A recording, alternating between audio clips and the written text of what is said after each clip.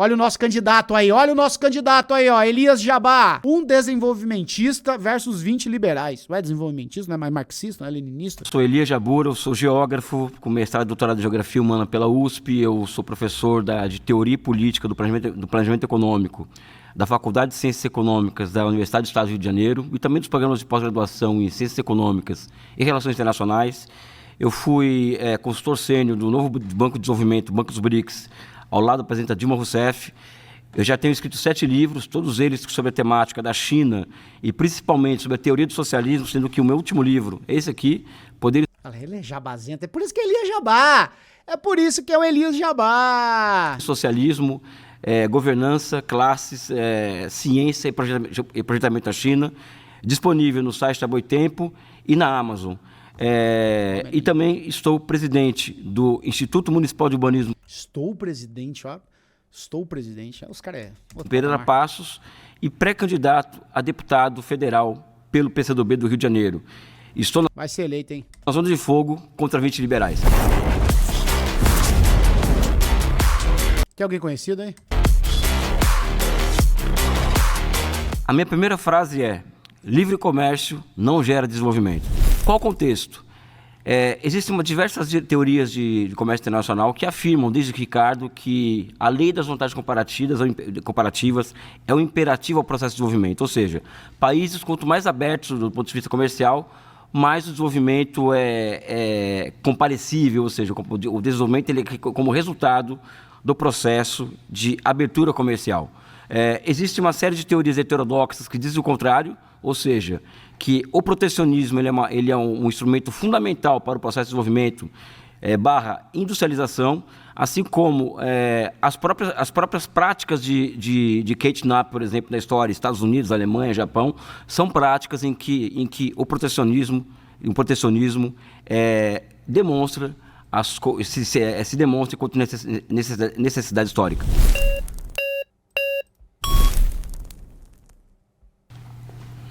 E vem. Lá ele. Ô rapaz, tudo bem? De antemão, agradeço a oportunidade, eu sou Hélio Seco, que bom que a gente está num contexto de país que a gente pode fazer oposição política de forma democrática, expor opiniões diferentes para convencer o público. Nós não estamos aqui para nos convencer, mas sim mostrar para as pessoas que estão dispostas... Empresário, já começou bem, graças a Deus, porque geralmente é funcionário público, liberal. A formar opinião ou mudar de opinião, pontos de vista diferentes. Eu começo refutando a sua frase, dizendo que, segundo... Cara, por que não... Assim, a palavra refutar, ela virou qualquer coisa, né? Tanto que eu coloquei lá no título do vídeo do Vinicius do Chavoso da USP, a galera achou, levou a sério. Mas eu falei, não, começa discordando, refutando, ninguém tá refutando nada. Discordando, começa discordando. O índice de liberdade econômica, os países que estão em primeiro lugar nesse ranking, que preza por qualidade de vida através da liberdade econômica, que é segurança jurídica para fazer negócios, que é menos imposto, que é respeito à propriedade privada, eles acabam tendo índice de desenvolvimento humano maior, ou seja, maior qualidade de vida. Eu acho que isso é um reflexo de desenvolvimento. Países como países europeus, países como Austrália e Nova Zelândia... Só uma pergunta, não foi isso que eu coloquei. Eu não fiz relação com liberdade econômica, com propriedade privada, com desenvolvimento. É qualidade de vida não, também. Eu falei o seguinte, livre comércio não gera desenvolvimento econômico. Gera, esse porque é o ponto. O índice de liberdade econômica está refletindo o livre comércio.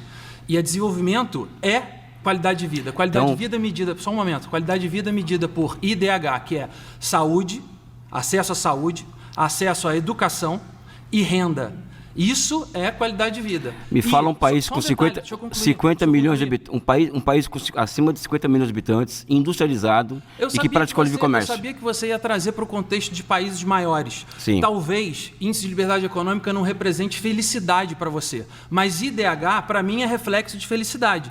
Por quê? Porque as pessoas têm maior qualidade de vida. Então, se você é infeliz num país que tem essas condições, eu respeito. Não é o meu caso. Se você quiser contextualizar para um país maior, por exemplo, paralelo com a China, ok. Mas a gente tem exemplos de países menores, como Chile, Austrália e Nova Zelândia, que deram certo fazendo assim, aumentar a qualidade de vida. E se a gente fizer um recorte de um experimento socioeconômico brasileiro, a gente pode fazer um paralelo com o estado do Espírito Santo, que é uma população comparável ao desses países. Um estado que estava arruinado financeiramente, pode melhorar muito mais, não é exemplo de primeiro mundo, mas para o contexto brasileiro, é um país que se recuperou, melhorou a qualidade de vida da população, vem gerando emprego e renda à torta e à direita, sendo campeão de geração de empregos no Brasil. Austrália. Ó, o Espírito Santo bombando, hein? O Espírito Santo tá ali, quietinho na dele, ninguém tá vendo nada, por isso que eles estão prosperando. A Santa Catarina, por exemplo. Santa Catarina tá lá, metade do povo não tem saneamento básico, e o Espírito Santo ali, ó. Chile e Nova Zelândia são países... Eu não sei nada sobre o Espírito Santo, gente, tô falando só de zoeira.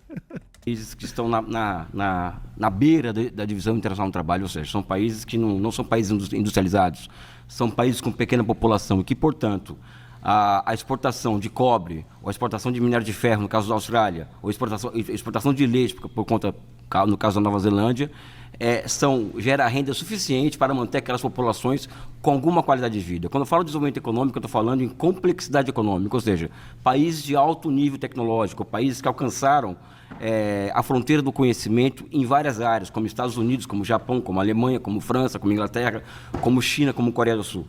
E mesmo como Singapura, que é uma cidade-estado, ou seja, estou falando desses países. Países que não têm grande relevância na divisão internacional do trabalho, são países que não contam para isso. Mas a gente pode aproveitar o modelo que eles aplicam lá para aplicar em menor escala no Brasil e começar a ganhar cada vez mais magnitude. O modelo que eles aplicam lá, por exemplo, é o mesmo modelo que o Brasil aplica desde que as commodities, como minério de ferro, petróleo e soja, passaram a ser a principal pauta de exportações do Brasil.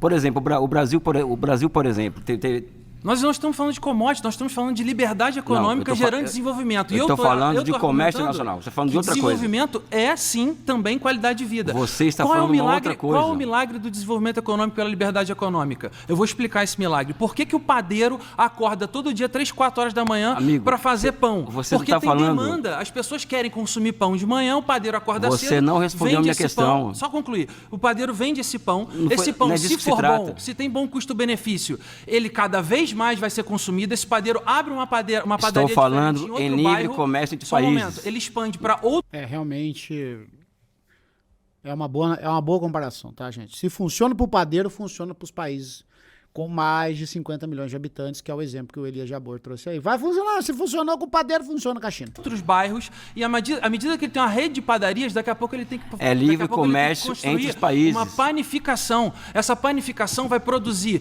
pães para várias padarias. Quem sabe ele pode ir até para a cidade vizinha.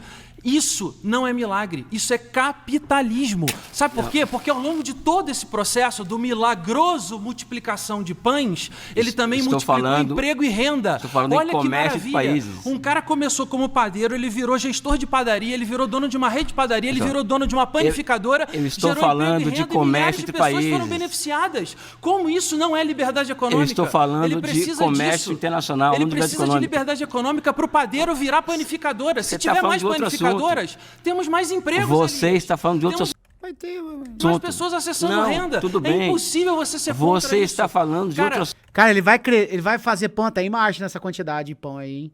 Ele vai crescer exponencialmente, sem parar. Vai vender pão, cara. Mas não sei não, hein? Porque agora com o Monjaro aí, ó, tá refutado. Refutei o liberal. A turma tá tomando Monjaro, ninguém come pão mais não. Acabou o negócio de padaria aí, ó. Tá? Aí vem lá as Big Pharma, inventa o Monjaro, acabou! Acabou! Tá refutado. Próximo, eu já refutei. Pronto, refutei com o Monjaro. Acabou. Ninguém come pão mais. O capitalismo é uma beleza que é justamente... E não coloca palavra na minha boca. Você está colocando palavra na minha boca. Ah, sim. Tá bom. Vai, pode ir. Você está colocando palavra na minha boca. Eu não sou contra a lei da oferta e demanda, eu não sou contra padaria. Mas sem liberdade econômica não tem como ele virar padeiro. Mas eu não sou contra, eu não sou contra. Mas tem algum lugar que proíba padeiro de fazer pão agora? Tem que ter a liberdade econômica. Tem algum padeiro aí que foi impedido de fazer pão? Hein? Olha aqui, ó. Olha a tua liberdade econômica de padeiro aqui, ó. Pão básico. 16 horas de fermentação. Pré-mistura tá com quantas gramas? Tá muito grande. Pesa aí, otário. Tá muito grande. Passou da fermentação. Você só sabe reclamar. Nunca vi uma publicação sua. Segura essa aí, irmão. Esse pão não cresceu. Deve estar pesando umas 100 gramas. Pra fazer um pão desse jeito, nós nem perde tempo. Pra fazer uma porcaria dessa, nós nem perde tempo. Pão de qualidade é outra coisa, e não pão de itu muito grande e oco por dentro, sem massa, muito triste. Passa o endereço aí que eu vou fazer pães de verdade, porque esse aí tá tão grande que tá caindo da assadeira.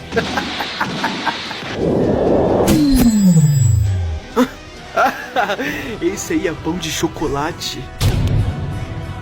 Produção a 1000. Ufa, você não fica com vergonha de mostrar essa pré-mistura? Que? Esse sim é pão conforme o cliente pede, não essa bomba aí que eu... Não, isso aí pra... Você não fica com vergonha de mostrar essa pré-mistura? Isso é uma coisa... Falta brilho pros padeiros. Ô, padeiro, como é que você mostra essa pré... Você faz? Meu Deus, sem qualidade, nem craquelado fica. Seu forno não tem vapor, não? Tem gente que gosta de carvão. Carvão só pra churrasco. Tem que aprender a fazer pão. Nem isso você sabe. Não. Tem que aprender a fazer pães. Lê direito. Tem que aprender a fazer pães. Pensei que sabia. Fim de carreira. Pão da manhã. Que vitrine feia. Esse... Os caras implicam tudo, cara.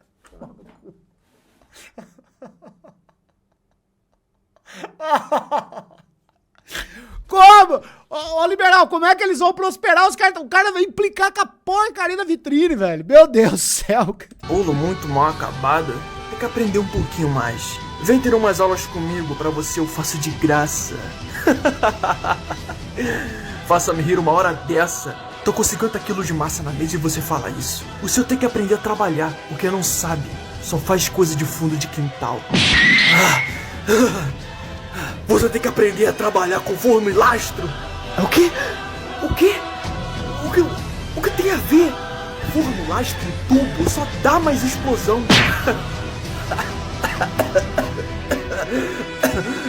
Dá pra ver o tanto que você entende. O quê? Sim, dá pra ver que você não entende. Vou te dar aula até como usar forno. Para que tá feio, rapaz. Por favor. Eu tô perdendo. Deuses do pão.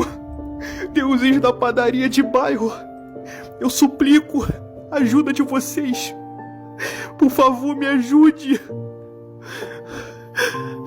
Me ajude. Deuses do pão, me envie. Me envie uma ajuda. Eu tô perdendo.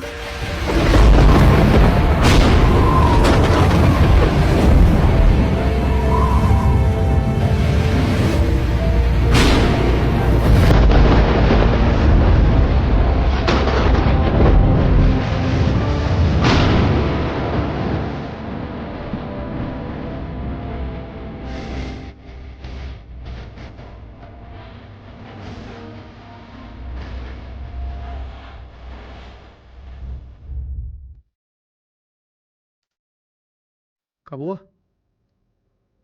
Teu pão parece que tem fimose. Sai daí. Eu não lembrava no final. Batalha lendária de padeiros. Ah, não. Eu não sou contra a Você tá liberdade dizendo econômica. que liberdade econômica, livre comércio não gera desenvolvimento. Não. Ele é fundamental. Porque se não Esse tiver concorrência, índice, primeiro- ele não está estimulado a Primeiro, concorrer que e esse melhorar índice, os serviços. Primeiro que esse índice de liberdade econômica da Kennedy Foundation, se não me engano... Heritage Foundation, Heritage Foundation. aham. É um índice que nem o FMI, nem o Banco Mundial leva a sério. Ou seja, nenhuma grande... Sim, ele leva nenhuma em grande... consideração, sim. Nenhuma Se grande... duvidem de mim, entre no Google e escreve Index Heritage Foundation. Vou não.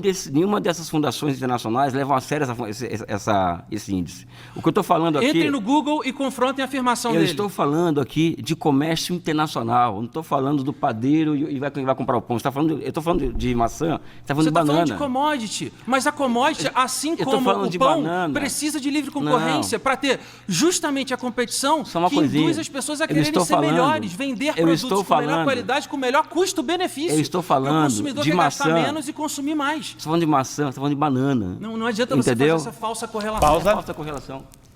Foi votar. Oi? Tempo esgotado? Ah, obrigado. Abraço, cara. E o pão? Pão! Até agora ninguém respondeu que... ninguém contestou que livre comércio não gera desenvolvimento, tá? Os dois desviaram do assunto. Cara, eu sou apaixonado como as pessoas, talvez de uma forma até mesmo... Talvez não, né? Com toda certeza, de uma forma... imperceptível, né? Me fugiu a palavra que eu queria usar agora. Elas se rendem de corpo e alma e transformam num traço de personalidade delas o espectro político. Então, por exemplo, o cara é liberal. Então tem que andar de camisa, a blusinha específica, um sapato. Tipo assim, ele não pode ser liberal na economia, sei lá, chegar ali com uma oversize, com um easy, com a jeans rasgada, com o boné pra trás, todo tatuado, e mesmo assim ter toda a dinâmica ali de ideias. Da mesma forma que num debate, se fosse ali militantes comunistas, vocês sabem muito bem como a pessoa estaria fantasiada, vestida. Quanto os conservadores, o pessoal tudo de terninho e tal. Então é engraçado isso, né, cara? Como as pessoas, elas gostam mesmo de se colocar numa caixinha, cara. É ou não é? Tô certo ou errado? Isso é muito da forma como a sociedade vai matando o indivíduo, assim. E olha que eles são liberais. Então o indivíduo, ele vai deixando de existir. A gente não existe mais como indivíduo. Então a pessoa, ela não pode ser, sei lá, de esquerda e gostar de, sei lá, de cavalo. E, sei lá, escuta ginigeno, gosta de montar cavalo, gosta de laço. Não pode, não, isso que soaria estranho. O cara de direita, ele não pode gostar de rap e sei lá, mas daí não tem nada a ver com rap. Ah, não, mas beleza, então ele pode ser de direita na economia, sei lá. Isso quer dar, o exemplo aqui foi ruim. Direitistas gostar de rap, mas sei lá, entende? O cara de direita não pode gostar da Madonna. Você não lembra aquele escândalo que foi porque tinha uns direitistas no show da Madonna? Luiz, de onde é esse moletom? Isso aqui é de uma marca chamada O Studio. É um dos moletons favoritos, meu. Um ótimo corte, eu gosto muito dele. É uma coisa, sabe? As pessoas não... É a morte do indivíduo, cara. A galera vai ali, ó. É que nessa galera da corrida, agora que tá na moda, né? Tal da corrida. A galera começa a correr, vira o traço de personalidade deles. Eles só se vestem como corredores, só falam de corrida, só andam com corredores. E eles mudam toda a estrutura social deles por conta da corrida. É o cara que é da academia, ele muda toda a estrutura de academia dele. É o cara que começa a gostar de, sei lá, sabe? As pessoas vão mudando.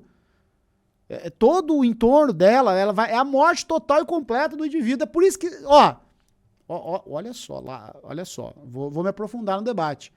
É por isso que muita gente fala da morte das tribos na juventude. Vocês lembram? Eu ainda peguei isso na minha juventude. As tribos.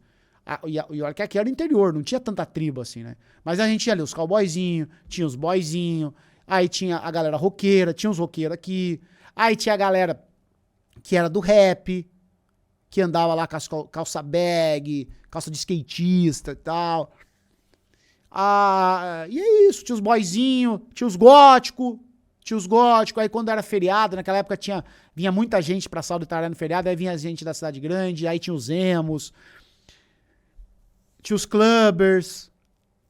Cara, hoje em dia não, se você é de esquerda, hoje em dia não é se você gosta de tal coisa, se você é tal coisa, se você é introvertido, se você é extrovertido, se você acredita nisso, acredita naquilo, não. Hoje você é de direita ou de esquerda. E quantas mulheres você já ficou? É isso, você é de esquerda.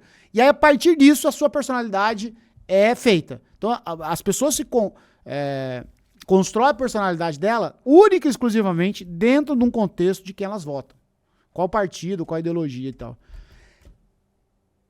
A vida de você estraga como ela quiser. É só uma observação minha aqui. Posso estar errado também, isso aí, se é liberal, tem que usar terno e gravata, azar de vocês. Tchau, obrigado.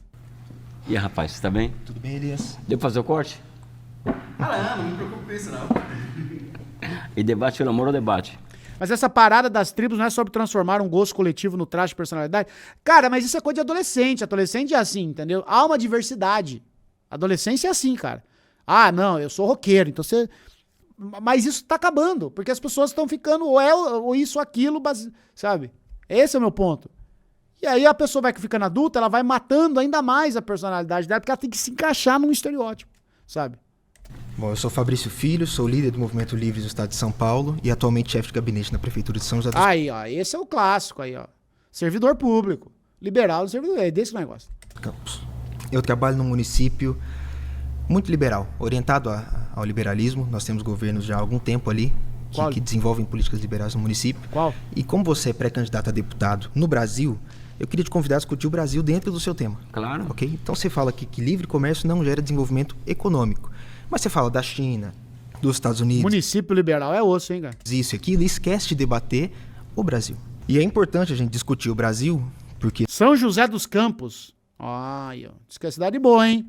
Cidade boa, São José dos Campos. se você se propõe a ser um parlamentar federal, você precisa falar também sobre as suas ideias para cá. Claro. A realidade brasileira nós temos hoje 12,5 milhões de microempreendedores individuais, pessoas que encontraram na livre iniciativa uma alternativa de geração de desenvolvimento para si próprios, para sua família e para sua comunidade. Essas pessoas contribuem mensalmente ali com 80 e poucos reais, certo? R$1.000 por ano, vamos arredondar. Isso dá, num ano, 12,5 bi de tributos, de dinheiro injetado no Estado, conta de padaria. Não estamos aqui para falar de muita técnica, discurso ideológico é o seu. Essas pessoas têm uma renda média, de acordo com a pesquisa do IBGE, de R$6.500 mensal, o que dá 975 bi ano bruto, perfeito? 40% de impostos pagos da nossa renda média do brasileiro, que trabalha 5 meses por ano para pagar impostos. Então essas pessoas injetam mais 390 bi em impostos sobre consumo, conta de padaria, no governo. Somando esse recurso, nós temos mais ou menos 400 bilhões de reais que o governo recebe dessas pessoas e poderia investir nas coisas que você acredita, num projeto nacional de desenvolvimento, na industrialização do Brasil, inclusive em abrir o Brasil a gerar desenvolvimento com outros países, fazendo comércio exterior e tudo mais. E esse dinheiro, infelizmente, é desperdiçado pelo governo, pelo excesso da máquina pública em gastar com privilégio, com super salário, com viagem de presidente, isso. Mas e dá aquilo. 1 bilhão isso aí? Dá 1 bilhão isso aí? O quê? Esse privilégio e tal, dá quantos bilhões? Só isso o aí? cartão corporativo do Lula no acumulado deu 5 bilhões. 5 bilhões. 1% desse valor todo que essas pessoas contribuem. E é isso que eu estou te dizendo. A gente precisa discutir o Brasil real. Você fala muito de teoria. Eu sei que você é um cara estudado e muito inteligente. Pô, agora não deu certo. O cirismo, a tática cirismo de debate não deu certo, Elisa. Deixa abaixo. Deixa abaixo aí, ó. Gente, eu não tô aqui para questionar Sim. a sua capacidade. É porque deu 1 bilhão. Você é um cara mais experiente que eu, tem só 25 Não, anos. Rapaz, a gente tá junto. Eu tô aqui para questionar o seu projeto de Brasil no sentido de pensar na Dona Maria e no seu José, que é o MEI, que tem uma barbearia, um salão de beleza na frente de casa e que precisa do livre comércio para manter a sua família, para alimentar os seus filhos. Eu acho Entende? que você, desculpa, eu acho que você tem O microempreendedor brasileiro, o pequeno empreendedor brasileiro, o médio empreendedor brasileiro, ele precisa de mais acesso fácil a crédito e menos impostos. Aí eu tô com a liberalzada nesse sentido. Mas aí eu tô com a esquerdalha também dos desenvolvimentistas. Ele precisa ter acesso a crédito, ele precisa do Estado ali pronto para atendê-lo, para ele fazer um aumento uma obra, fazer Então, menos juros, acesso a crédito é menos juros. Tava hoje ouvindo uma análise disso, cara. O que é um crédito bom? Um crédito com juro baixo, né? Adianta nada o cara ir lá pegar empréstimo no banco, o banco, empréstimo, 15% ao ano. Você quebra o cara. Então, o acesso ao crédito é isso, é acesso a um crédito bom, de qualidade, com menos juros. Então, ele tem que ter isso, sabe? Pra cara que é empreendedor, então, tinha que ser o mínimo do mínimo do mínimo, até crédito zero. O cara fala, não, Estado, quero um empréstimo aqui, porque eu tenho uma padaria, né? A padaria aí, o padeiro, e quero ter uma outra padaria, porque eu tô vendo que eu posso expandir meu negócio. Então, aqui, ó. Vai lá, faz troço e depois você vai ver, depois você paga. Depois não paga, depois você paga, vai lá, meta o cacete. Estado, eu quero contratar. Não, vamos ver aqui um jeito também de exonerar aqui, pagar menos imposto aqui, pra você poder contratar o pessoal aí, né? E esse cara tem que ser exonerado de alguns impostos, sim. Pra girar o negócio. Gente, se você for ver o que gera emprego no Brasil, é isso aí, cara. Tá ligado? É isso aí que tá gerando emprego.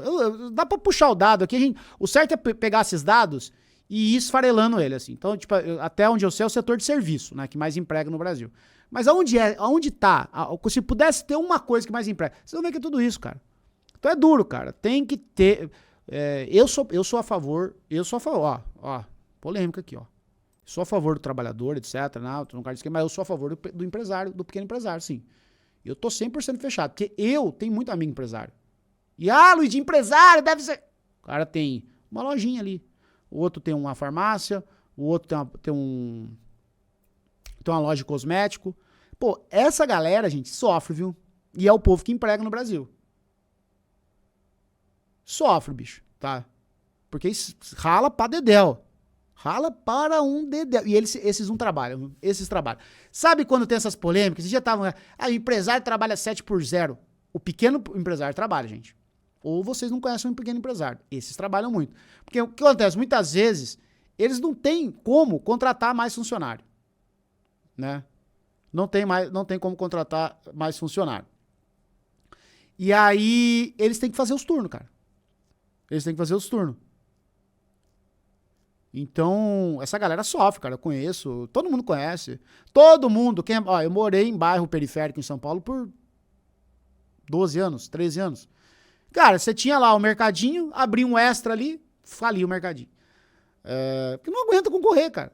Tinha lá a padaria lá. Eu lembro de uma padaria gostosa que eu tomava café, quando eu comprava pão e ia caliço. Fechou, porque não aguentou a concorrência. Abrindo um hipermercado, uns, sei lá, 500 metros na frente, eu dormia lá. Andava os 500 metros pra pagar mais barato. Não tem como, cara. Os 5 bilhões de cartão corporativo é mentira? Eu sabia. Esse Lula não tem pra ninguém. Então bicho, é duro, cara. É duro. Entendeu? É duro. Todo comunista é a favor do pequeno empresário, Luiz. Tá caindo em papo de liberal. Não tem ninguém caindo em papo de liberal, não, gente. O problema do comunista aqui é o problema do cara que sentou e falou refutar. É o apego com as palavras. Gente, ele não é empresário, ele é um trabalhador. Ele se vê como empresário, porque ele tem uma MEI, ele tem um ME, ele paga imposto, ele emite nota. Deixa ele se achar empresário, porque ele é empresário, né?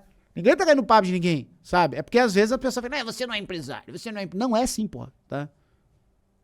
É sim, é empresário. Se o cara que tem uma empresa pequena ali que emprega 100 pessoas, ele é um pequeno empresário, gente. Desculpa, ele é um pequeno empresário. Tá? Terceira pessoa que tá aqui que não entende a questão que eu levantei.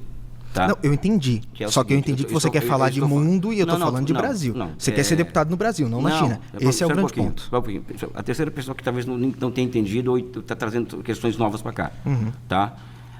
Quando eu falo em capitalismo, eu não tenho nada contra o Zé da Padaria, não tenho nada contra, viu, pessoal? Não tenho nada contra essas pessoas que abrem um negócio.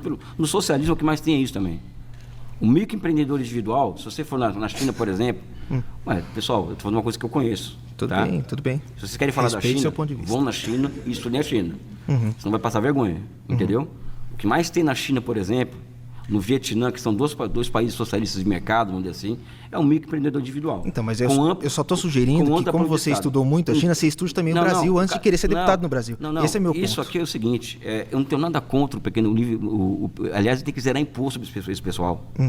Eu, particularmente, sou favorável a zerar imposto sobre microempreendedor individual, quem gera mais do que 3 empregos. Eu sou favorável a isso. Boa. Concordamos. É que as pessoas se espantaram do que é socialismo, né? Mas quando eu falo capitalismo aqui, quando eu venho falar em capitalismo, não venho falar do Zé da Padaria, não venho falar do microempreendedor individual. Capitalismo é poder e monopólio, tá?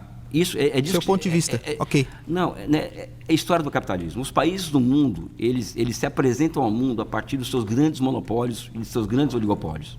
O caso brasileiro, por exemplo, o meu projeto nacional de desenvolvimento, ele passa pelo quê? Por um processo de reindustrialização, tá? E aqui não passa necessariamente esse processo de reindustrialização por uma melhor alocação dos impostos arrecadados. Porque o imposto ele surge para quê? Para sustentar o Estado. O que sustenta processos de industrialização e kitnap é sistema financeiro de longo prazo.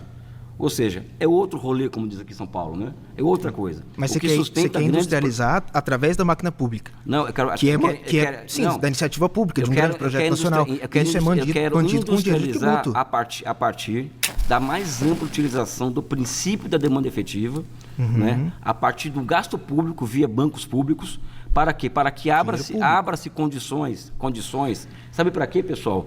Para que o empreendedor individual, aquele cara que vai fazer o vagão de trem, por exemplo, ele tem mercado para ele. Porque não existe capitalismo sem que o Estado seja o primeiro a colocar na reta para fazer aquele grande investimento. Então, mas que Dona Maria, que seu José fabrica vagão de trem. A Dona Maria faz pão, corta cabelo. É dela que eu estou falando. A Dona Maria e o seu José vão se beneficiar com o quê? Com a geração. Eles estão falando de coisas completamente diferentes. O Elias está falando de livre comércio dentro de um sistema capitalista de grandes blocos econômicos. E ele tá falando da Dona Maria e do seu Zé da Padaria. Isso. Não vai, não. São de empregos de qualidade. Então Por a quê? Dona Maria vai deixar de ter o negocinho dela, onde Muito ela pelo cuida do próprio contrário. dinheiro e vai trabalhar numa fábrica que nem é na China. Muito Que a pelo pessoa tá lá no contrário, comércio e o muito- governo muito pelo fala. Chega um contrário. fiscal do Partido Comunista Chinês e fala assim, Muito amigo, pelo a contrário. sua empresa tá produzindo joguinho, não tá produzindo Você tá semicondutores. você tá falando Então de você uma vai trabalhar coisa- numa outra indústria. Desculpa, você tá falando coisa que você não conhece. Não, eu tô é a falando casa que da você China, escreveu. da Você China. escreveu. Aqui, eu tô falando o seguinte. Essa Dona Maria da padaria, que o rapaz falou aqui, ela vai se beneficiar com o quê? Com o aumento da demanda. A geração de empregos de qualidade no Brasil vai... Se tiver que ser assim, tá bom. Ah, não tá bom não. Eu não quero parar de fazer live pra ir trabalhar em fábrica de chip, não. Tô fora. Vai você no meu lugar. Eu quero trabalhar pra mim. Não gosto de receber ordem, tá? Vai você lá, trabalha lá na fábrica, no chão de fábrica, faz chip aí pra nós usar no celular. Eu vou trabalhar pra mim. Não trabalho pros outros. Não trabalho pros outros. E não contrato, não gero economia. Todo o dinheiro é pra mim. Só pra mim. gerar o quê? A necessidade de serviço tecnológico de um lado e de serviços como esse de outro.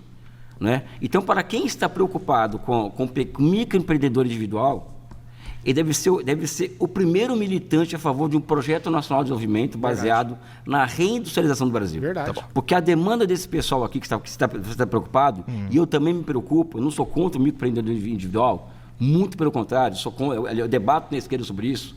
Eu acho que é fundamental para qualquer sistema econômico que haja o pequeno e médio proprietário privado. Só vai existir em países que tenham uma alta renda. E a alta renda não existe fora de processos profundos de reindustrialização. A não ser que seja um Chile ou uma Austrália, que sejam países pequenos, com 10, 15, 20 milhões de habitantes, em que você vender soja, ferro, madeira, pode gerar renda para manter o país em pé. Um país como o Brasil não consegue sobreviver caso ele não gere empregos de qualidade. Eu tentei puxar o tema. Pausa. Eu já ia encerrar. Oi? Eu já ia dar tchau pra ele. Fechou. Você foi... Fechou? Obrigado. Vocês estão falando de coisas distintas.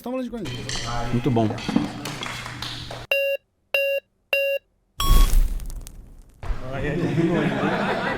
Rapaz, deixa uma mulher sentar aí. O meu medo é a Dona Maria metafórica se separar do seu Zé metafórico. É verdade. É o meu medo também. Imagina aí separado. Se já casado só faz cagada. Certinho. Elias, tudo bem? Sou Rafael Tassinari, sou estudante de gestão pública na Uniaselv, na Unisquina, mas tá valendo do mesmo jeito, né? O que vale, Ótimo, cara. que vale é a intenção. Então, você falou sobre livre comércio, não gera desenvolvimento, mas eu discordo disso. Eu gosto muito de puxar o exemplo da Índia, com licença Raj, que foi aquele sistema rígido do controle econômico da economia da Índia. O que acontece? A Índia, depois da sua independência, diria que passando um pouco da independência, da década de 50 até 1991, ela teve um controle estatal muito grande na sua economia chamado licença Raj. Ou seja, era um controle absurdo da economia indiana, porque eles acreditavam que a Índia devia ser autossuficiente nas suas matérias-primas, devia ser autossuficiente naquilo que ela produzia. E isso bagaçou o país, isso gerou desemprego, isso gerou fome. Em 1991, alguns meses antes de tirarem o licença Raj, a Índia tinha mais de 60% da população vivendo na pobreza. Era mais de 200 milhões de pessoas vivendo na pobreza. Pois bem, em 91 chegou um primeiro-ministro chamado Mahoman Rao, Narasimha Rao, que acabou confundindo os nomes. Vai. Ele falou assim, vamos acabar com essa palhaçada. Ele falou desse jeito mesmo na procura da rua. Acabou essa palhaçada. O Naurano falou, né? Ele, junto com o ministro das Finanças e Indústrias, O Zebedei Rabadai, que era parceiro dele, inclusive, um homem inteligentíssimo, Noel Gallagher, falaram, vamos terminar com o licença Raj. O que eles fizeram? Alex Turner. Eles reduziram a tarifa de importação, eles desburocratizaram a máquina pública. Só para você ter ideia, antes do licença Raj, para você fazer... Com a história da Índia. Conheço muito bem a história da Índia. Eu sei. Só uma pergunta que eu quero te fazer. Você acha, por exemplo, a Índia hoje tem o primeiro... Conheço a China até porque trabalhei no Banco dos BRICS. Então tinha contato com o indiano, tinha contato com o ministro das Finanças, conversava com eles. Sim. Quase que sempre. Há uma pergunta honesta para você. Não, sim. A Índia, ela tem hoje o primeiro ou o segundo maior complexo industrial da saúde do mundo. Você acha que a Índia alcançou essa condição sem proteger esse setor, por exemplo? Peraí. Não, eu estou dando uma Não, sim, eu estou respondendo a pergunta. Eu estou pegando o seguinte, capitalismo que eu estou falando é monopólio, tá? Esse monopólio surge sem proteção estatal? esse monopólio, por exemplo. A Índia tem um setor de serviços tecnológicos, por exemplo, que é altamente competitivo. Esse setor ele surge sem proteção estatal. A grande questão que eu acho que vocês estão corretos quando falam do Estado, entendeu? É que muitas vezes o subsídio é feito de forma errada, muitas vezes a proteção é exagerada. É isso. Só vou deixar eu concluir aqui rapidão e a gente já... É só esse ponto que eu queria colocar. Não, sim, interessante. Tá. Porque senão vira uma conversa de liberbobo, entendeu? Não, sim, eu já vou chegar no meu raciocínio que eu tenho pouco tempo, então. Cara, eu tava vendo, fazia tempo que eu não ouvia, eu acho que esse ano foi a primeira vez, esse pá, que eu ouvi o podcast A Hora inteirinho. Então o podcast A Hora, publicado no dia 24 do 4 de 2026. Ouçam inteiro. Perfeito. 3 temas fundamentais, maravilhosos, que, valeu a pena eu ter parado pra ouvir. Um dos temas foi sobre terras raras. E aí o que acontece? O Brasil é o segundo maior, não é produtor, segundo maior, qual é o termo? Não é proprietário? Me ajudem com as palavras que eu tô esquecendo. De terras raras, só perde pra China. Detentor, reserva, essa é a palavra. Ele tem um pouco menos da metade que a China. A China, obviamente, é a campeã mundial. E aí tem um detalhe, a China, há mais de, 17 anos, ela entendeu que aquilo ali tinha um valor muito grande. O que a China começou a fazer? A China, através de uma política de Estado, começou a mapear, rastrear essas terras raras, a refiná-las e dar valor nelas, transformar ela em um produto final para a indústria, né? Para aplicar mais valor naquele produto que se mesmo não é só minerar. O Brasil tá assim, tem essa reserva de terras raras. Lá na China, quem comanda é a China. Aqui no Brasil, chegou-se a pensar em criar uma estatal para ter o monopólio dessas terras raras, para pesquisa, para mineração e também para adicionar o valor ali. Que tem um termo que eu não consigo, Terrabras, né? Que eu não conseguindo lembrar o termo correto, que é quando você aplica valor naquilo. Então você minerou ali o negócio, você exporta, minera. Não, você vai lá e produz mesmo. Não vai rolar. Quem vai comandar? O capital privado. Agregar valor, né? É o capital privado. E aí, assim, que nem a beneficiamento, enfim, refinamento. Não é refinamento, é transformar mesmo assim, o negócio. Cara, enfim, mais uma que o Brasil perde. Mais uma. Quem vai... Aí as empresas americanas que estão financiando algumas empresas privadas aqui, financiamento pesado de $500 bilhão para essas empresas virem aqui, mapear, rastrear. É isso aí, cara. E vai embora e tchau, acabou. Não vai ter indústria. Uma das coisas que são mais importantes aí porque a China a China basicamente detém o monopólio de terras raras porque ela criou, através de uma política de Estado, todo um cenário ali que ela se beneficia diretamente pelas suas próprias riquezas. Então é isso, gente. Mais uma aí. E aí, assim, eu vou fazer advogado do diabo aqui. Sinceramente, chat, pode ser governo de esquerda, pode ser governo de direita, dado os partidos elegíveis aí. Pode ser governo de centro. Olha, não há política de Estado nesse país. Não há. Simplesmente não há. Não há. Digamos que o Flávio Bolsonaro ganha a eleição. O Lula não criou a Terrabras, porque daí o Congresso falou que não ia aceitar a criação da Terrabras, o Congresso brasileiro. Né? São muito, né? Amam muito o nosso país, é um projeto incrível. O Congresso falou que não ia passar. Mas daí o Lula, a culpa é do Lula. O Lula é um entreguista, o Lula pegou nossas terras raras. Entre o Flávio Bolsonaro, entre o Caiado, entre o Romeu Zema, entre o Ratinho Júnior. Vocês realmente acreditam que esse país, dentro de uma política de Estado, vai olhar pra eles e falar, não vai dar pra gringo, não. Não vai dar. Isso aqui é uma política de Estado. De Estado, né? Cara, infelizmente, aqui eu não tô tentando diminuir, nem aumentar, mas infelizmente no Brasil a gente não tem projeto de Estado, de nação, cara. E aí, como o episódio comenta muito ali, cara, mesmo que se o Brasil hoje falasse assim, não, beleza, vamos criar a Terrabras e vamos embora, vamos meter o cacete nesse negócio. Cara, isso aí é um projeto para daqui 15 anos. Beleza, daqui 15 anos a gente começa a ter alguma indústria, né? Mas, cara, já era pra estar rolando. Entendeu? já era pra estar rolando há muito tempo. Muito tempo não, mas assim, já era pra ser projeto de 17 anos. De refinamento, de consulta e tal. Mas, enfim, é isso aí, mais um dia no Brasil. Mais um dia no Brasil.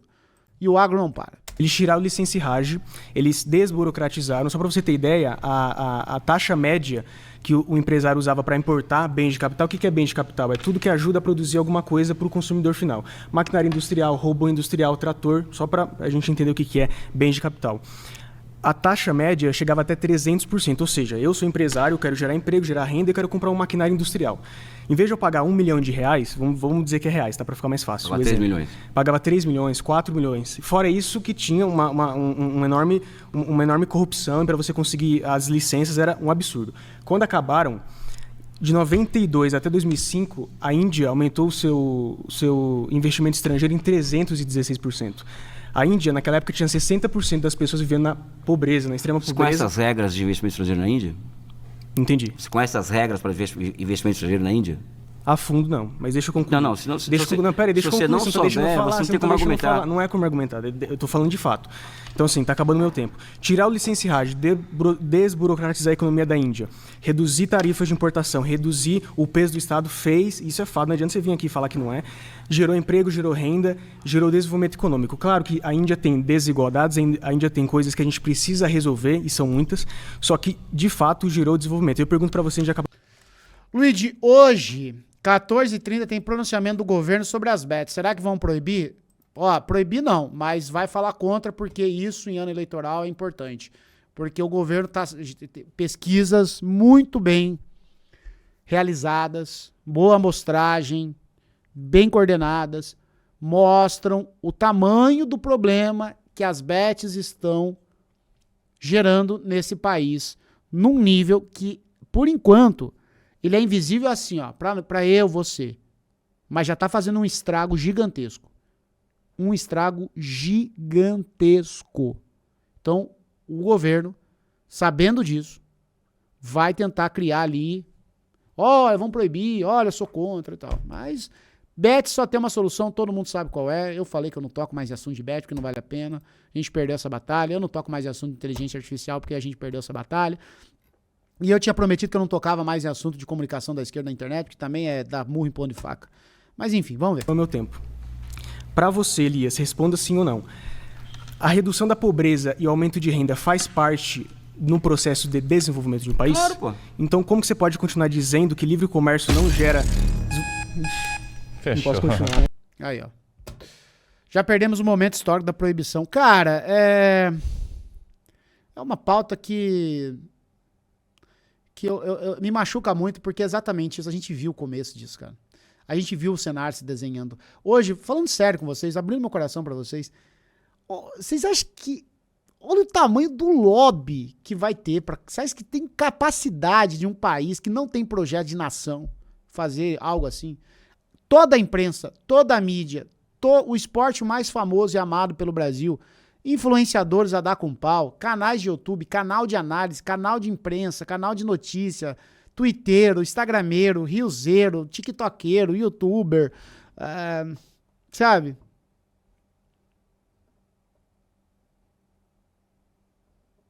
Cara, a gente... Daqui a pouco tá tendo bet nas escolas, exatamente, cara. Vai estar lá, como apostar de forma saudável nas escolas. Vai criar o Betinho lá, um mascotinho que vai nas escolas, sabe? Enfim, cara, a gente não pensa como... A gente não pensa como sociedade, cara. A gente é muito individualista, cara. É o que é... Bom, enfim, eu vou citar ele pra sempre. Que o livrinho mostra lá, né? O livrinho que eu sempre indico pra vocês lerem. Nós somos individualistas, cara. Pra gente não pensar nacionalmente, é isso, cara. A gente nunca vai ver o problema do... Tipo assim, vocês querem um exemplo? Um exemplo básico desse negócio das bet. Como é um problema. Se você joga na bet, esses caras aí que faz perfil de tips e tal, os caras estão lá com casão, com mansão. Mas eu sustento a minha família com aposta. Cara, mas se tem, sei lá, 50 mil famílias destruídas por causa de bet, não é problema meu. Ele apostou porque ele quis. Ou seja, nós não nos importamos que isso seja uma chaga social. Desde que, se eu tô ganhando com bet, se isso é um problema social, não é problema meu. Eu também sei, eu tenho controle, eu sei a hora de parar. E se ele não sabe, ele que arca com as consequências. Então enfim, cara, é isso aí. Dá uma tristeza. Dá uma tristeza.